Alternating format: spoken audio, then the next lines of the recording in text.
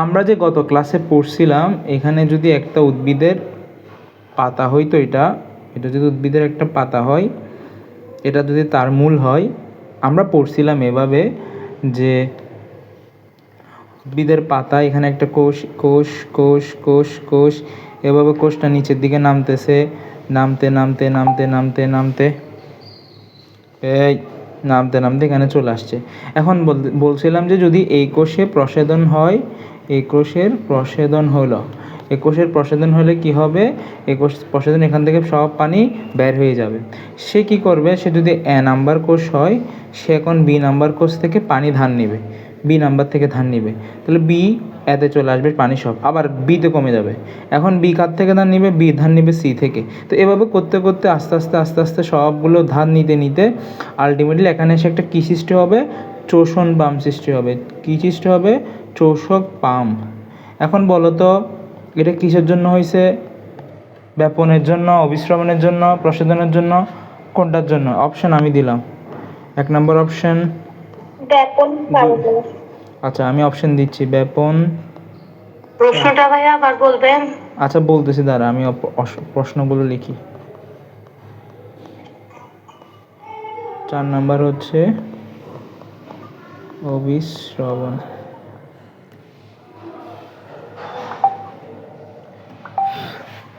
আচ্ছা দেখো স্ক্রিন আসে না, তাই স্ক্রিন হচ্ছে যে আমি যদি বলি মূলের ক্ষেত্রে মূল রুমে গিয়ে একটা চোষক পামের সৃষ্টি হয়, চোষক শক্তির সৃষ্টি হয়।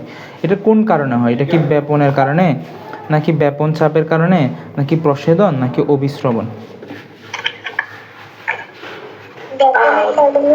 এটা হবে হচ্ছে ব্যাপন চাপের কারণে, ব্যাপনের কারণে না। এটা আমাদের বই সরাসরি এখানে লিখে দিয়েছে কি, ব্যাপন চাপ ঘাটতির ক্রমশ মূলরুম পর্যন্ত বিস্তৃত হবে এবং একটি চোষক শক্তি সৃষ্টি। হ্যাঁ হ্যাঁ দেখো, বি থেকে এতে অবশ্যই পানি যাবে ব্যাপন প্রক্রিয়ায়, বি থেকে এতে পানি যাবে ব্যাপন, আবার সি থেকে বিতে, ডি থেকে সিতে, এভাবে করতে করতে এতটুক পর্যন্ত ব্যাপন প্রক্রিয়া আসবে। আসার পরে এখানে একটা চাপ সৃষ্টি হবে, মানে এখানে পানিরা সবাই কি হুড়মুড় করে সবাই, মানে কি করে? বলো বলো। এই যে কোনটা শুদ্ধ ব্যাপন হবে, কোনটা ব্যাপন চাপ হবে? আচ্ছা আমি বলতেছি শোনো, ধরো এ নাম্বার কোষ আর বি নাম্বার কোষ, ঠিক আছে? এ নাম্বার কোষ থেকে যখন পানি সব চলে যাবে, তখন হচ্ছে বি থেকে পানি সব এতে আসবে, এখানে হবে হচ্ছে ব্যাপন। এখানে কি হবে, তাহলে আমি এখানে লিখি যে এভাবে লিখি, বি থেকে এতে পানি পারাপার। এটা হবে হচ্ছে তোমার কোন প্রক্রিয়া? এটা হবে তোমার ব্যাপন প্রক্রিয়া, এটা হবে ব্যাপন প্রক্রিয়া। তো এভাবে বি থেকে এতে ব্যাপন হবে, সি থেকে বিতে করতে করতে সব করতে করতে এক সময় এখানে চলে আসবে। ওর যখন পানির অভাব দিবে, তো সে কী করবে, মাটির যে পানিগুলো আছে তাদেরকে আকর্ষণ করা শুরু করবে। তো দেখা যাবে কি, ধরো কি করলাম আমরা স্কুলে, কি করি, ধরো তোমার স্কুলে গেছো কিন্তু স্কুলের দরজা লক করা, স্কুলে গেছো স্কুলের দরজা লক করা, সবাই একসাথে দাঁড়ায় আছে স্কুলের। আমাদের যেমন হয়তো আর কি, আমাদের সময় তো মেয়েরা, ছেলেরা তো এরকম করতো না, মেয়েরা হচ্ছে ফার্স্ট বেঞ্চে বসার জন্য যদি স্কুলের দরজা থাকতো, এটা একদম ক্লাস 6-এ, এগুলো ক্লাস 6-এই করতো, তারপরে এসে সবাই কোথায় হারিয়ে যেত।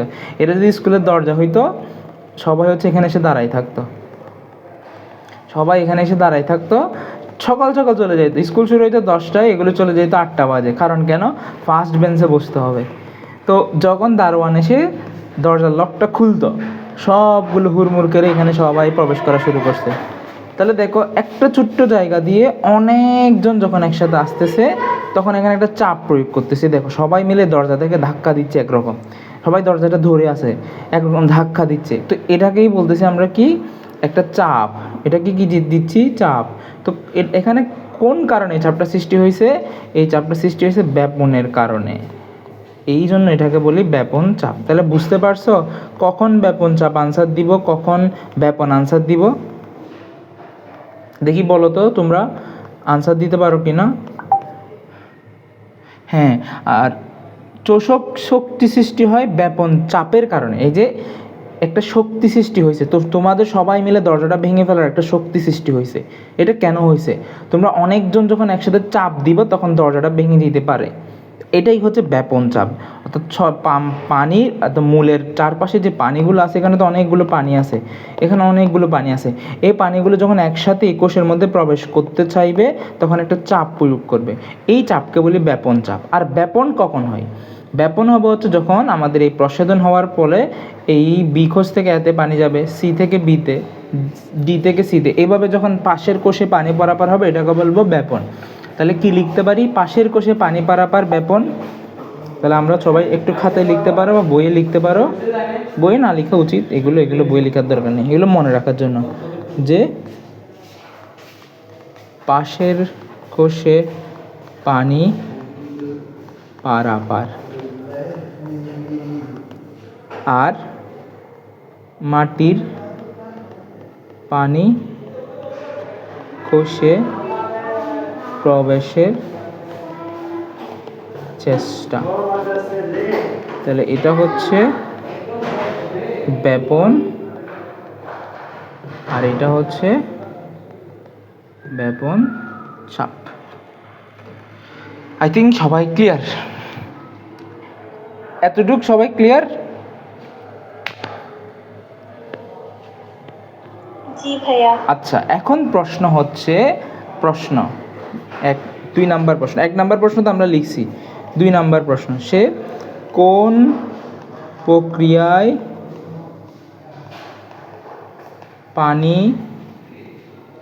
মাটি হতে মূল রুমে প্রবেশ করে? তোমরা আনসার দাও দেখি। মাটি থেকে পানিটা কোন প্রক্রিয়ায় মূল রুমে প্রবেশ করে? ওই দিন আমি কিন্তু এগুলো সবগুলোর আনসার বলছি, আবার আমি রিক্যাপ করতেছি। দেখি বলো কি কি প্রক্রিয়া? অভিস্রবণ ও ব্যাপন প্রক্রিয়ায়। হ্যাঁ, 2টা প্রক্রিয়ায় পানি প্রবেশ করে। আমাদের এখানে বই সুন্দর করে লিখে দিছে যে মূল রুম মাটি থেকে পানি মূল রুমের 2 প্রক্রিয়ায় প্রবেশ করে। তাহলে আমরা এটা দাগ দিয়ে রাখতে পারি যে মাটি থেকে মূল রুমে অভিস্রবণ ও ব্যাপন প্রক্রিয়ায় প্রবেশ করে। ঠিক আছে, আমরা তাহলে এখানে লিখে ফেলি আনসারটা। এটা হচ্ছে ব্যাপনও হয় আবার অভিস্রবণও হয়।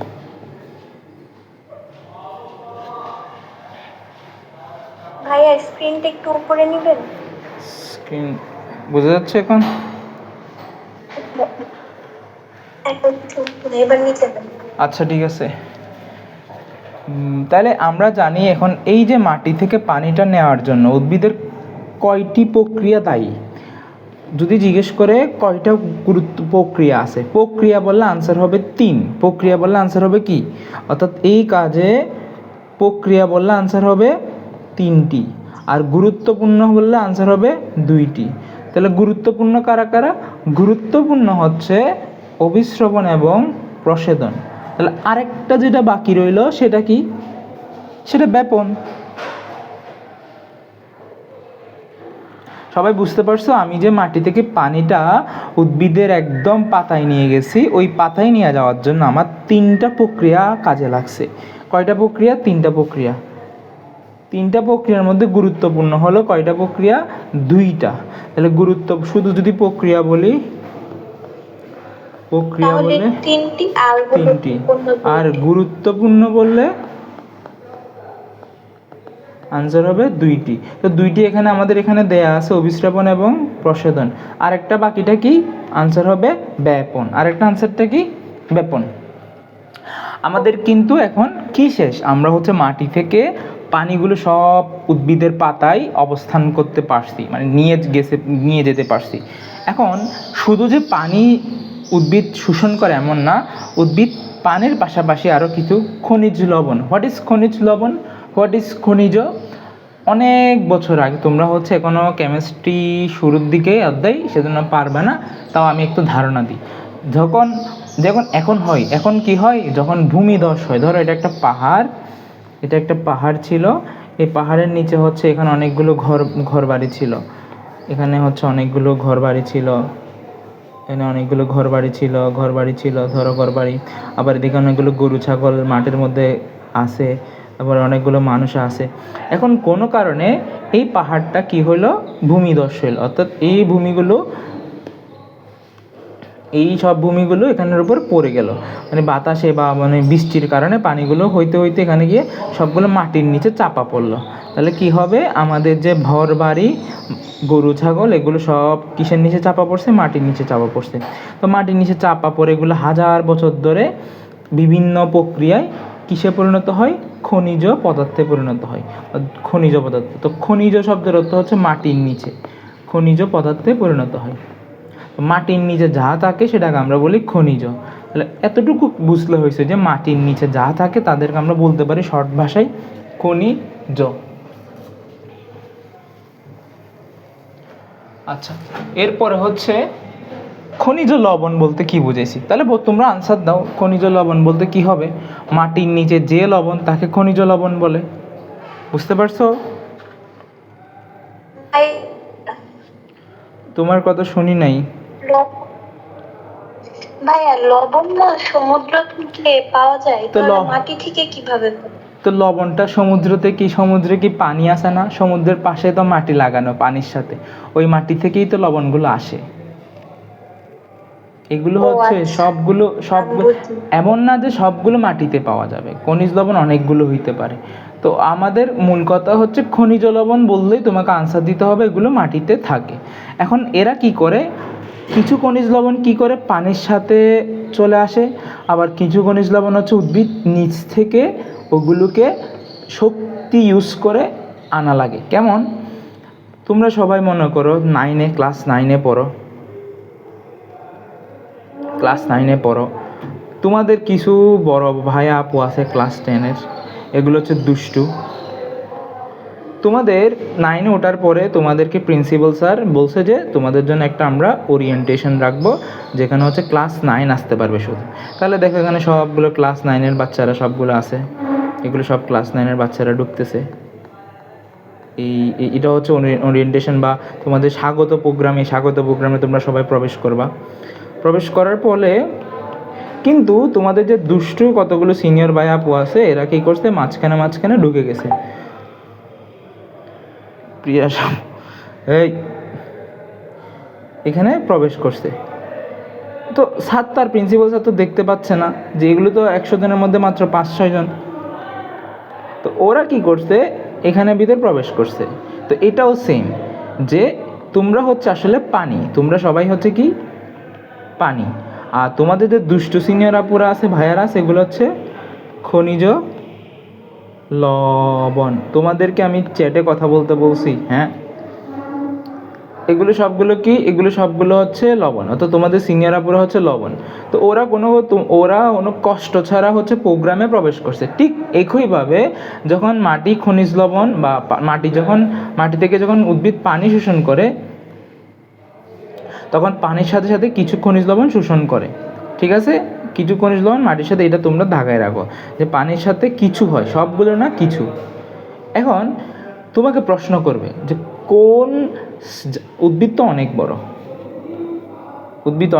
উদ্ভিদের অনেক মূল আছে, তোমাকে প্রশ্ন করবে উদ্ভিদের কোন অঞ্চলটি মূলত খনিজ লবণ শোষণ করে।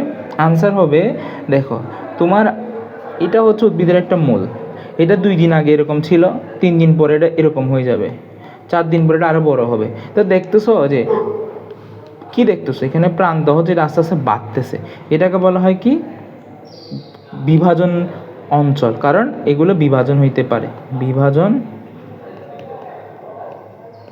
অঞ্চল। এই যে এটাও বিভাজন অঞ্চল কেন, এগুলো আস্তে আস্তে বড় হচ্ছে। আমি যদি আরেকটু বলি, তো এটা 4 দিন পরে এরকম হয়ে গেল, 5 দিন পরে আরো বড় হইলো, এটাকে বলা হয় কি কোষের নবগঠিত বিভাজন অঞ্চল। আমি বুঝাইতে পারছি জিনিসটা, হোয়াট ইজ বিভাজন অঞ্চল। আমরা যদি উদ্ভিদের মূল হিসাব করি, আমরা 2 দিন আগে উদ্ভিদের মূল যত বড় দেখবো, 3 দিন পরে গিয়ে কিন্তু সেম দেখবো না, দেখবো এটা আরেকটু বড় হয়ে গেছে, 5 দিন পরে সেটা আরো বড় হয়েছে, 6 দিন পরে এটা আরো বড় হয়েছে। কেন বড় হয়, কারণ সামনের দিকে যে কোষগুলো আছে এগুলো বিভাজন করতে পারে, এগুলো বিভাজন হয়ে সামনের দিকে বাড়তে থাকে। বুঝতে পারছো?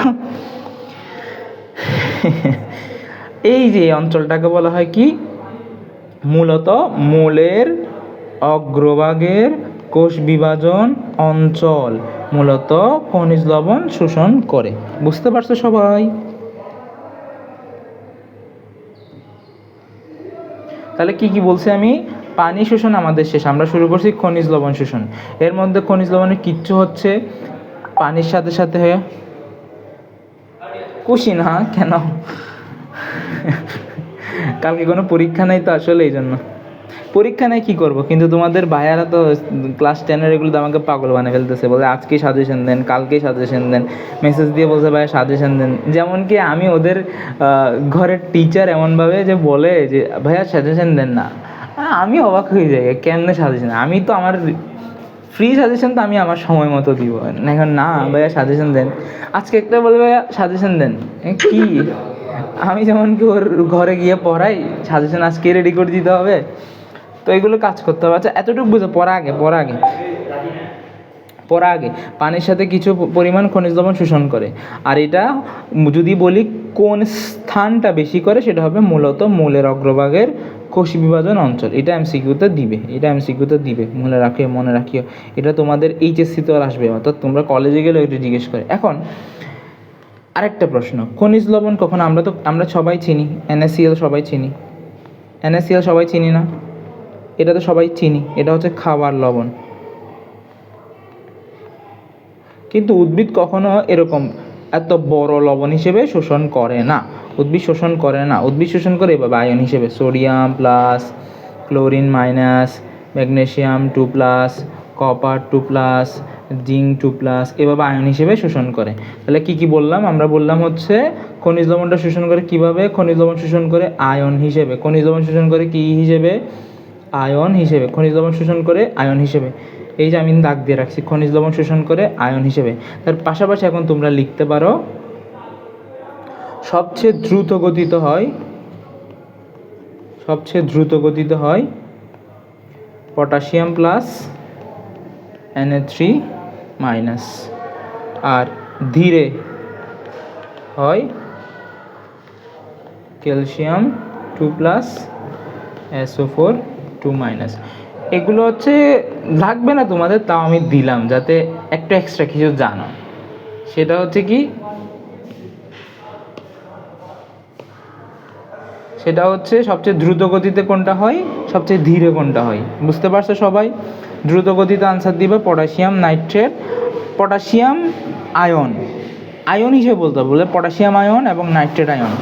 ধীরে হয় ক্যালসিয়াম, কারণ আমরা আগেই বলে রাখছি খনিজ লবণ খনিজ লবণ শোষণ হয় আয়ন হিসেবে। এটা মার্ক করো, এখানে আয়ন শব্দটা মার্ক করো। আমি কিন্তু এইভাবে যেভাবে পড়াচ্ছি একটা এমসিকিউ বাদ যাবে না। এতে কিছুক্ষণ আগে বললাম যে স্কুলের কথা দিয়ে বললাম, এখানে হচ্ছে কি তোমাদের সিনিয়র আপুরা কোনো কষ্ট ছাড়াই কি করছে, তোমাদের প্রোগ্রামে প্রবেশ করছে। ঠিক তেমনি কিছু লবণ আছে, তারা হচ্ছে কোনো কষ্ট ছাড়াই আমাদের উদ্ভিদের দেহে প্রবেশ করে। তো কষ্ট নাই বলতে কি, কোনো শক্তি লাগে না। শক্তি নেই বলতে কোনো শক্তির যখন লাগে না, তখন আমরা তাকে বলি নিষ্ক্রিয় শোষণ, অর্থাৎ এখানে কোনো শক্তি ইউজ হয় না, এটাকে বলা হয় নিষ্ক্রিয় শোষণ। তো এটা কোন প্রক্রিয়ায় হয়? আনসার হবে ইমবাইবেশন এবং অভিস্রবণ। এখানে কোনো বিপাকীয় শক্তি, এখন তোমরা সবাই বলো হোয়াট ইজ বিপাক কাকে বলে? আমি ওই ক্লাসেও বলছি বিপাক কাকে বলে,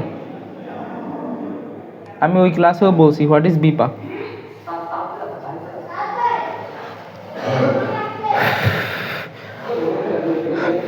আচ্ছা বলতে থাকি, তাহলে একদিন শিখবা।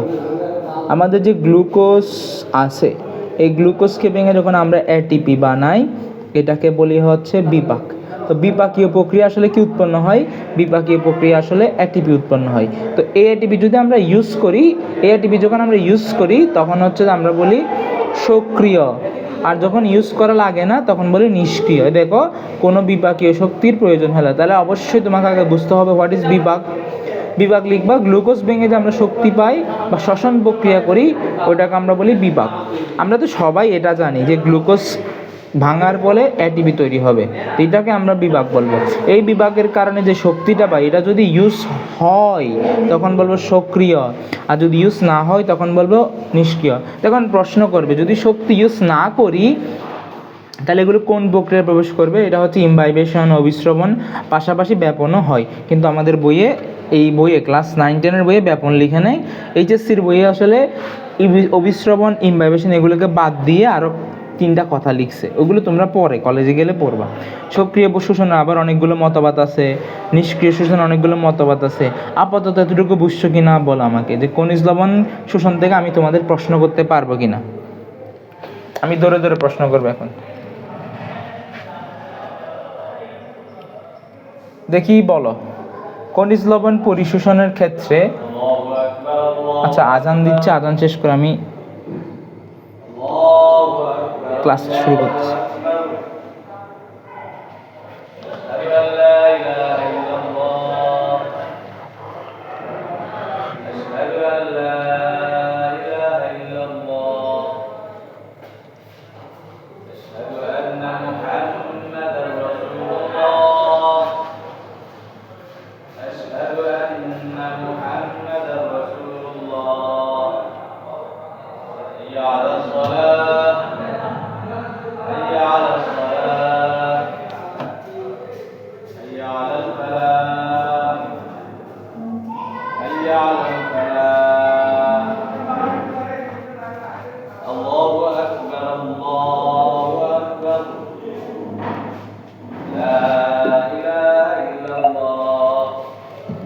আচ্ছা বলো দেখি, খনিজ লবণ কি হিসেবে শোষিত হয়?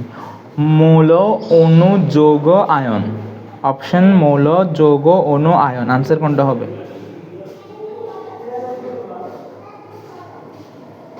বলো বলো বলো।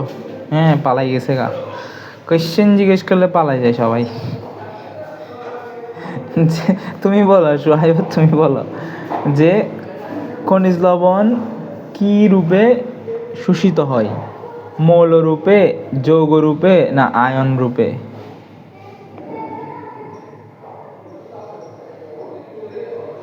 সবাই পালাই গেছে।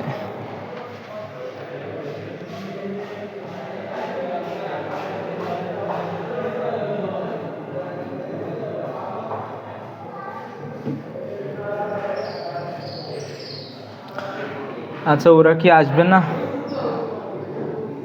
ওরা না আসলে একা তুমি ক্লাস করো।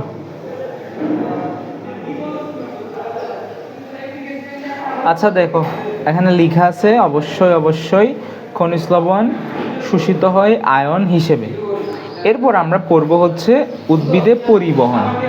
উদ্ভিদে পরিবহন জিনিসটা কি? আমি হচ্ছে এই গাছে হচ্ছে পানিও প্রবেশ করালাম, আয়নও প্রবেশ করাইছি। এগুলো কিন্তু এখন এই জায়গায় বসে আছে। আমরা যদি একটা গাছ আঁকি, একটা গাছ, এখানে হচ্ছে আমাদের কি খনিজ লবণ যেগুলো আছে, পানি যেগুলো আছে সবগুলো এখানে আছে। তো এগুলোকে আমাকে কোথায় নিয়ে যেতে হবে? এগুলোকে আমাকে অবশ্যই অবশ্যই গাছের উপরে নিয়ে যেতে হবে, গাছের উপরে নিয়ে যেতে হবে। তো এটাকে বললাম হচ্ছে উদ্ভিদের পরিবহন। তাহলে আমরা কি বললাম? উদ্ভিদের পরিবহন কি জিনিস? উদ্ভিদের পরিবহন হচ্ছে আমরা যে মাটি থেকে পানি আর খনিজ লবণ পরিশোষণ করছি বা শোষণ করছি, এগুলোকে পাতায় নিয়ে যেতে হবে, ওইখানে খাদ্য তৈরি করতে হবে। তাহলে কি এটা কিসের মাধ্যমে নিয়ে যাবা? মনে রাখবা, উদ্ভিদ মূল থেকে পাতায় হচ্ছে পানি নিয়ে যায়। উদ্ভিদ মূল থেকে পাতায় পানি নিয়ে যায় কিসের মাধ্যমে? জাইলেমের মাধ্যমে, জাইলেম বেসেলের মাধ্যমে। কিসের মাধ্যমে? এটা পরীক্ষায় জিজ্ঞেস করে। জাইলেম বেসেলের মাধ্যমে পানি এবং খনিজ লবণ উদ্ভিদের পাতায় পৌঁছায়। এখানে কোন কোন ফ্যাক্টর বা উদ্দীপনা কাজ করে, বা কোন কোন জিনিসগুলো এই কাজকে সহায়তা করে? আনসার: 1 নাম্বার প্রসেদন টান, 2 নাম্বার কৈশিক শক্তি, 3 নাম্বার মূলজ চাপ। এগুলোর ফলে কোষরস। আচ্ছা এখন প্রশ্ন আসবে যে কোষরস জিনিসটা কি? এটা আমাদের সময় মানে আমাকে জিজ্ঞেস করছিল ম্যামে, আমি পারি নাই। হোয়াট ইজ কোষরস? এই যে কোষের ভেতরকার পানি এবং পানিতে দ্রবীভূত খনিজ লবণকে একসাথে বলা হয় কোষরস। তা আমরা এতক্ষণ পর্যন্ত কি তুললাম? আমরা এতক্ষণ পর্যন্ত হচ্ছে পানি এবং খনিজ লবণগুলোকে মাটি থেকে শোষণ করে নিলাম, এইগুলোকে একসাথে বলা হয় কোষরস। এই কোষরস পরিবহন করব আমরা কিসের মাধ্যমে? অবশ্যই জাইলেম ভেসেলের মাধ্যমে। নিয়ে কোথায় নিয়ে যাব? পাতায় নিয়ে যাব। পাতায় নিয়ে গেলে কি হবে? খাদ্য প্রস্তুত হবে। এখন যে খাদ্যটা প্রস্তুত করলাম, এটা কি করতে হবে? ধরো আমাদের খাদ্য তৈরি হলো, এখানে একটা খাদ্য তৈরি হলো, পাতায় খাদ্য তৈরি হলো, তো এগুলোকে উদ্ভিদে সব জায়গায় নিয়ে যেতে হবে না? এই সব জায়গায় নিয়ে যাওয়া মানে হচ্ছে কি নিচের দিকে নিয়ে যাওয়া। তো নিচের দিকে নিয়ে যাওয়ার কাজ করবে বা সব দিকে নিয়ে যাওয়ার কাজ করবে আসলে কে? কাজ করবে হচ্ছে ফ্লোয়েম টিস্যু। আমরা যখন ফ্লোয়েম পড়ছিলাম তখন আসলে পড়ছিলাম ফ্লোয়েম প্যারেনকাইমা, ফ্লোয়েম, এখানে সিপনল, সঙ্গী কোষ, এগুলো পড়ছিলাম। তো এর মধ্যে ফ্লোয়েমের যে সিপনল আছে এর মাধ্যমে প্রবাহিত হবে কারা? খাদ্যগুলো। এছাড়া আরেকটা জিনিস জিজ্ঞেস করে যে ফ্লোয়েম খাদ্য পরিবহন ছাড়া আর কি করতে পারে? আনসার হচ্ছে উদ্ভিদের বিভিন্ন জৈব যৌগ। তাহলে একটা হচ্ছে খাদ্য পরিবহন, আরেকটা হচ্ছে তোমার বিভিন্ন জৈব যৌগ পরিবহন করে। তাহলে ফ্লোয়েম দুইটি কাজ করে, একটা কাজ হচ্ছে খাদ্য পরিবহন, অন্য একটা কাজ হচ্ছে জৈব যৌগ পরিবহন। এখন তোমাদের অবশ্যই মনে রাখতে হবে জাইলেম একমুখী পরিবহন বলতে আসলে কি বোঝায়? সে হচ্ছে শুধুমাত্র মূল থেকে পাতায় পানি নিয়ে যেতে পারে, আর কিচ্ছু পারে না। পাতায় পানি বা কোষরস নিয়ে যেতে পারে। আর ফ্লোয়েম হচ্ছে উভয়মুখী।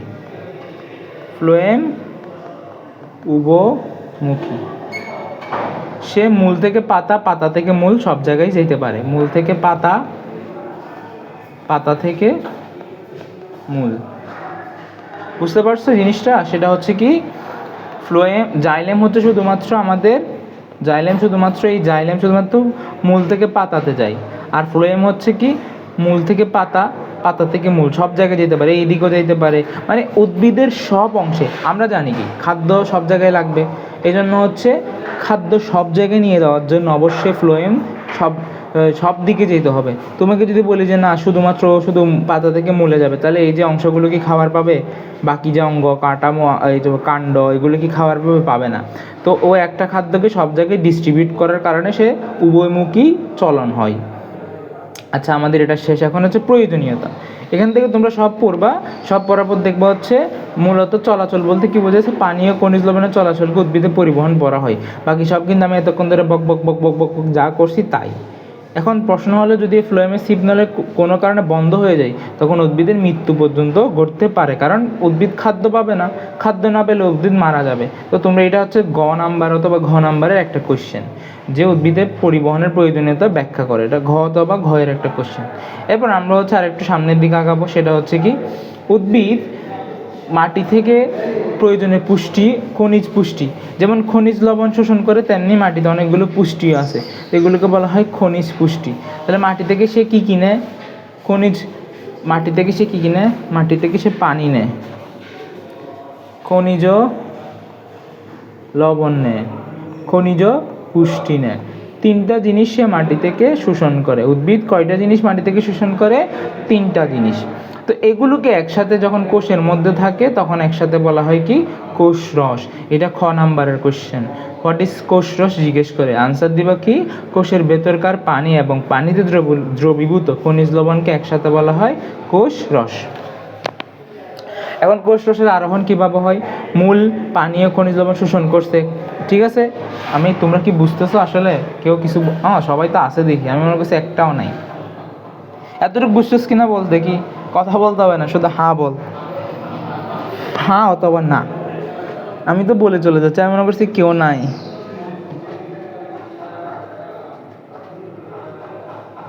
বলে ফেলেন সবাই, না বুঝলে বলতে হবে সবাই। এটা আসলে কঠিন কিছু না। জাইলেম ফ্লোয়েম বুঝতে হলে জাইলেম জল পরিবহন করে। আচ্ছা, লাস্টের দিকটা কোন দিক? কোষরসের আগে না কোষরসের পরে?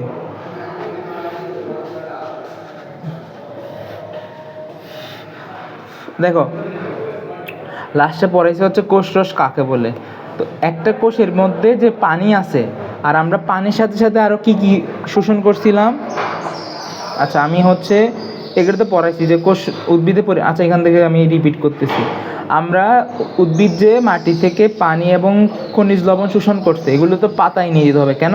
আমরা জানি খাদ্য তৈরি করে পাতায়, তো পাতায় নিয়ে যাওয়ার জন্য তো কাউকে না কাউকে কাজ করতে হবে, কোনো গাড়িকে কাজ করতে হবে, কোনো মানুষকে কাজ করতে হবে, কোনো একটা সিস্টেমকে তো কাজ করতে হবে। ও তো উদ্ভিদের তো আর মানুষ নাই যে আমি নিয়ে হেল্প করব। উদ্ভিদের একটা জিনিস আছে যেটার নাম হচ্ছে জাইলেম। এই জাইলেমের কারণে সে হচ্ছে মাটি থেকে পাতায় কি পরিবহন করে? আনসার হবে পানি এবং খনিজ লবণ পাতায় পরিবহন করে। আমরা এখানে যদি দাগ দিয়ে লিখি জাইলেম পানি এবং খনিজ লবণ উদ্ভিদের পাতায় পরিবহন করে। এখন এই কাজগুলোর সাহায্য করে কে কোন কোন জিনিস? আনসার হচ্ছে তিনটা। একটা হচ্ছে প্রসাধনের টান, একটা হচ্ছে কৈশিক শক্তি, আর একটা হচ্ছে মূলজ চাপ। আমরা প্রসাধন টানও জানি, মূলজ চাপও জানি। কৈশিক শক্তি হচ্ছে ওই যে মূলরুমের পাশে যে শক্তিগুলো আছে, দরকার নেই এতটুকু, তোমরা এতটুকু মুখস্থ করো যে তিনটার কারণে কি হয় এই জিনিসটা সংগঠিত হয়, অর্থাৎ জাইলেম মূল থেকে পাতায় পানি নিয়ে যায়। এখন পাতায় আমরা কি করলাম? খাদ্য প্রস্তুত করলাম। খাদ্য প্রস্তুত করার পর এই খাদ্যগুলো কিন্তু সব জায়গায় নিয়ে যেতে হবে। এই নিয়ে যাওয়ার কাজটা করবে কে? এই নিয়ে যাওয়ার কাজটা করবে আমাদের ফ্লোয়েম। এই কাজটা করবে কি? ফ্লোয়েম। এখন ফ্লোয়েম দেখো, ফ্লোয়েম শুধুমাত্র ধরো খাদ্যটা এখানে তৈরি হলো, ধরলাম এই উদ্ভিদের খাদ্যগুলো এখানে তৈরি হলো। এই খাদ্যটাকে সে কোথায় নিয়ে যাবে? উপরেও নিয়ে যাবে, নিচেও নিয়ে যাবে, একদম মূল পর্যন্ত। কারণ মূলেরও তো খাদ্য দরকার, মূলও তো কাজ করতেছে, যে কাজ করে তারই খাদ্য দরকার। সে সব জায়গায় খাদ্যগুলো নিয়ে যাচ্ছে।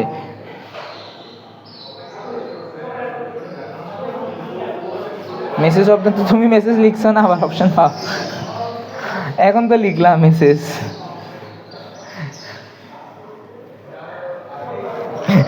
তুমি তো মেসেজ লিখে আমাকে বলতেছো মেসেজ অপশন পাও নাই। তুমি মেসেজ লিখেই বলতেছো মেসেজ অপশন পাচ্ছ না। আচ্ছা দেখো, আমরা কি বললাম? আমরা বললাম হচ্ছে তো তোমরা কিচ্ছু মনে না রাখলে একটা কথা মনে রাখবা, জাইলেম জল পরিবহন করে, জলের সাথে খনিজ লবণ পরিবহন করে। ফ্লোয়েম খাদ্য পরিবহন করে। আর জাইলেম হচ্ছে একমুখী, শুধুমাত্র মূল থেকে পাতাতে নিয়ে যায়। ফ্লোয়েম উভয়মুখী, মূল থেকে পাতা, পাতা থেকে মূল, সব দিকে সে চলাচল করতে পারে। ঠিক আছে, এটা হচ্ছে ঘ নাম্বারের কোশ্চেন একটা, এটা আমি এখানে বুঝিয়ে দিয়েছি। এগুলো হচ্ছে পরিবহন কাকে বলে, আর মৃত্যু অবধারিতে কিছু লাগবে না। এরপর পাশাপাশি আরেকটা প্রশ্ন জিজ্ঞেস করছি যে উদ্ভিদ মাটি থেকে কি শোষণ করে? আনসার হবে মাটি থেকে শোষণ। তিনটা জিনিস সে শোষণ করে। এক হচ্ছে পানি, দুই খনিজ লবণ, তিন খনিজ পুষ্টি। তো এইগুলোকে একসাথে আসলে আমরা বলতে পারি হচ্ছে কোষের মধ্যে থাকে, এই জন্য বলা হয় কোষ রস। আমরা যেমন বলি না আলুর কি বলে আমের জুস বা আমের রস। আমের রসে কি থাকে? পানিও থাকে, আমও থাকে। তো এটাকে কোষ রস বলতে কেন বোঝেছে? কারণ এগুলো কোষের মধ্যে থাকতেছে। আচ্ছা, কোষ রস আরোহণ। আরোহণ বলতে কি? উপরের দিকে ওঠা। কোষ রস কেমনে আরোহণ? যেমন ধরো এই যে একটা পরীক্ষা দিছে, তোমরা এই পরীক্ষাটা করতে পারো চাইলে। এই গাছটা খুঁজে নিয়ে এসে এখানে পানি নেবা, কিছু নেওয়ার পর হচ্ছে তোমাদের কাছে যে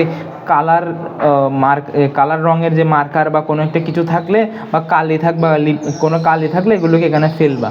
কালি বলতে লাল কোনো কালি থাকলে এগুলো এখানে ফেলবা, পানিগুলো লাল করে ফেলবা।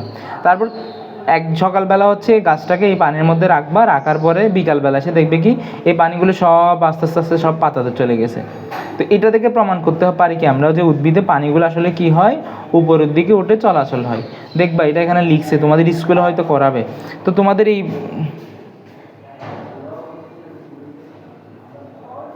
আচ্ছা, তোমাদের এই কোশ্চেনটা জিজ্ঞেস করছে পেপেরোমা উদ্ভিদ নিয়ে তোমরা পরীক্ষাটা করবা। তাহলে এটা হচ্ছে এমসিকিউতে জিজ্ঞেস করতে পারে যে কোন উদ্ভিদ নিয়ে এটা করে পেপেরোমা। তোমরা হচ্ছে ইউটিউবে গিয়ে এই জিনিসটা দেখতে পারো, যে প্র্যাকটিক্যাল, এই প্র্যাকটিক্যালটা দেখতে পারো, যে উদ্ভিদের রস উত্তোলন পরীক্ষা প্র্যাকটিক্যাল। এটা বাস্তবে তোমরা দেখতে পারবা, নিজেরাই করতে পারো। তো আমরা কি বললাম? এই যে আস্তে আস্তে সে উপরের দিকে ধীরে ধীরে উপরের দিকে উঠতে থাকে। একই সাথে শুধুমাত্র যে এমন নয়, দেখো এই দিকে উঠতেছে, একদম শীর্ষে যে কোষ পাতা ওইখানেও গেল, পাশের যে পাতা এখানে গেল, পাশের যে পাতা এখানে গেল। তাহলে এটাকে বলতেছে কি? উপরের দিকে উঠছে, উপরের দিকে উঠবে, আবার পার্শ্ব পরিবহন হবে। বুঝতে পারছো সবাই? উপরের দিকে একদম দেখো, এখান থেকে পানিটা একদম উপরে মাথার উপরে উঠছে, একদম পাশেও গেছে। এটা অন্য কালার দিলে ভালো হইতো। এই যে একদম এখানেও উঠছে, আবার এখানেও গেছে। তাহলে দেখো উপরেও যাচ্ছে, পাশেও যাচ্ছে। এই জন্য এটাকে বলা হয়েছে কি? এই জন্য এটাকে বলা হয়েছে কি উপরের দিকেও যায়, পার্শ্ব পরিবহন হয়। ওকে, এখন কোষরণ পরিবহনকে আমরা দুই ভাগে ভাগ করছি। কয় ভাগে ভাগ করছি? দুই ভাগে ভাগ করছি। এটা তো বেশি অসুন্দর হয়ে গেল। কয় ভাগে ভাগ করলাম? দুই ভাগে। কি? প্রথমটা হচ্ছে মাটিতে যে পানিগুলো আছে এগুলো হচ্ছে মূলের পরিবহন কলায় পৌঁছানো। এখন কলা মানে কি বুঝাইছি? এখানে কলা বলতে কি বুঝাইছে দেখি বলো, কে কে আনসার দিতে পারবে? যে আনসার দিতে পারবে তার জন্য একটা চকলেট। পরিবহন কলা কারা? দেখি এতক্ষণ পড়ানোর পরে আমি এই কোশ্চেনটা করলাম। পরিবহন কলা কারা? কে আনসার দিতে পারে? যে আনসার দিতে পারে তার জন্য একটা চকলেট।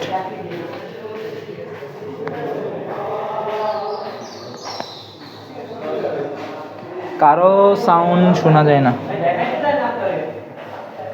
যে আনসার দিতে পারবা তার জন্য চয়েছে চকলেট, আর আরেকজন হচ্ছে পালাই চলে যায়। কোশ্চেন করলে পালানোর দরকার কি? না পারলে তো নাই, আমি তো বলবো। এই যে পরিবহন কলা বলতে আসলে কি বোঝায়? পরিবহন বলা কলা বলতে আসলে কাকে বোঝায়? কে আনসার দিতে পারো? ভাইয়া হ্যাঁ বল বল বল। ফ্লোয়েম কি? ইয়েস, শুধু ফ্লোয়েম না, শুধু ফ্লোয়েম না, আচ্ছা এখানে আসলে হবে হচ্ছে জাইলেম। কেন? জাইলেমও হবে, ফ্লোয়েমও হবে। এটা কিন্তু গতকালের আমাদের যে চিত্রটা পড়াইছিলাম ওইখানে একটু ছিল যে পরিবহন কলা আসলে কারা? যারা হচ্ছে কোনো কিছু পরিবহন করে। প্রথম ধাপটা আসলে কি? প্রথম ধাপটা বুঝাইছে, প্রথম এই যে দুইটা ধাপে ভাগ করছি। প্রথম ধাপ হচ্ছে মাটিতে থাকা পানীয় খনিজ লবণগুলো মূলরুম থেকে মূলের পরিবহন কলায় পৌঁছাইলাম। এরপর এইগুলোকে আবার কোথায় নিয়ে যাবো? পাতায় নিয়ে যাবো। এইটাকে বলে দুই ভাগে ভাগ করছে। দুই ভাগে ভাগ করছে, দেখছো? একটা হচ্ছে কি, প্রথমে আমাদের যে মাটিতে পানিগুলো আছে এগুলোকে আমরা মূলে প্রবেশ করাবো, এটা একটা ধাপ।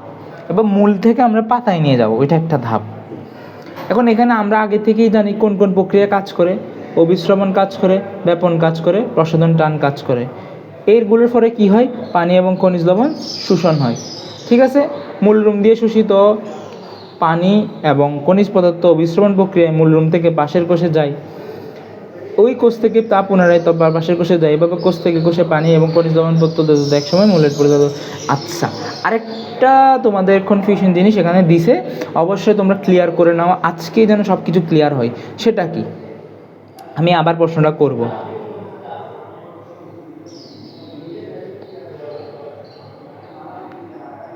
সবাই একটু খাতা নিয়ে এই 4-5টা কোশ্চেন লিখে ফেলবা। 4-5টা কোশ্চেন একদম একদম যেন ক্লিয়ার হয়। এক নাম্বার হচ্ছে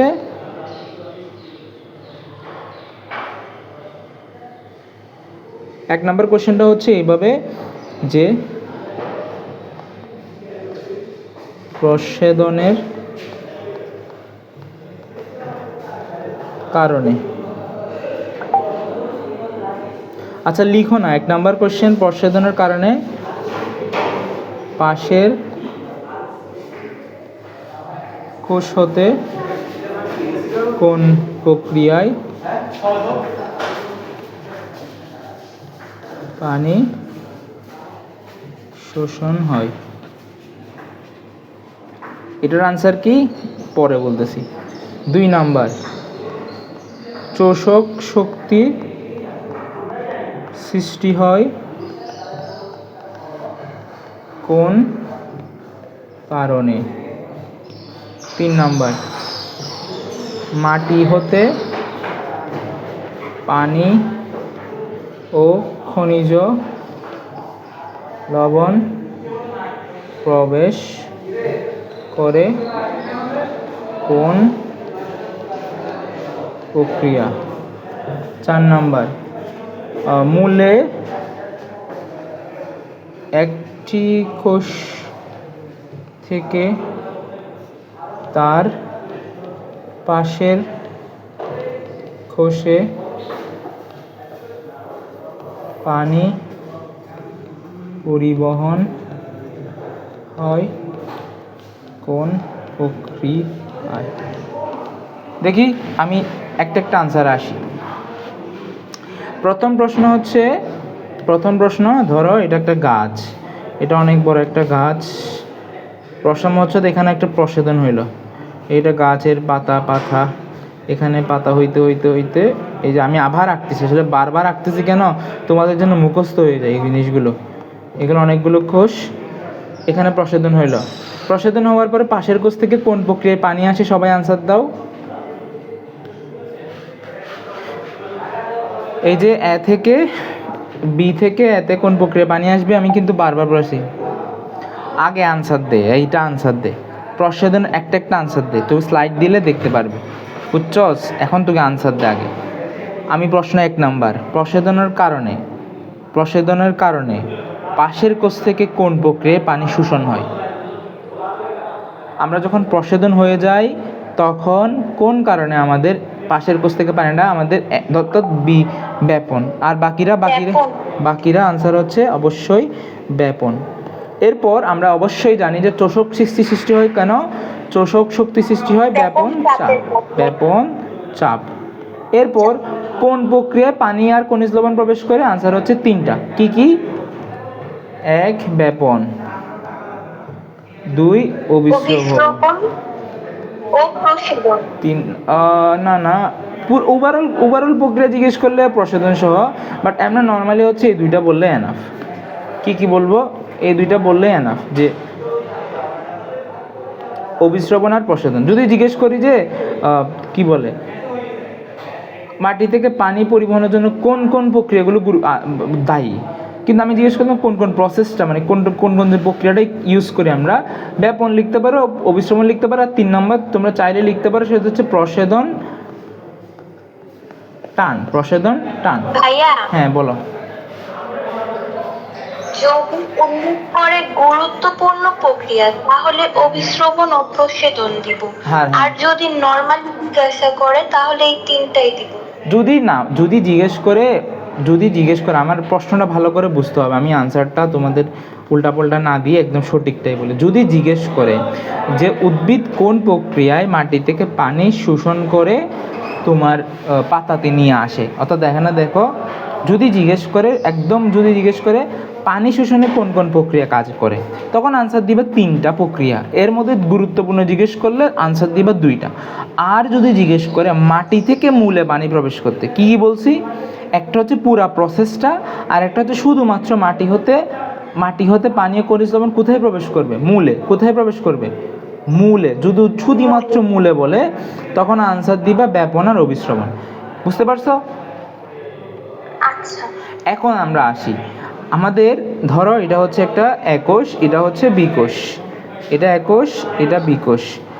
বিকোষে অনেক কি ছিল, অনেকগুলো পানি ছিল, শুরুতে অনেকগুলো পানি ছিল, কিন্তু একোষের পানির অভাব দেওয়ার কারণে বিকোষের পানি সব কোথায় চলে যাবে, বিকোষের পানি সব একোষে চলে যাবে। বিকোষের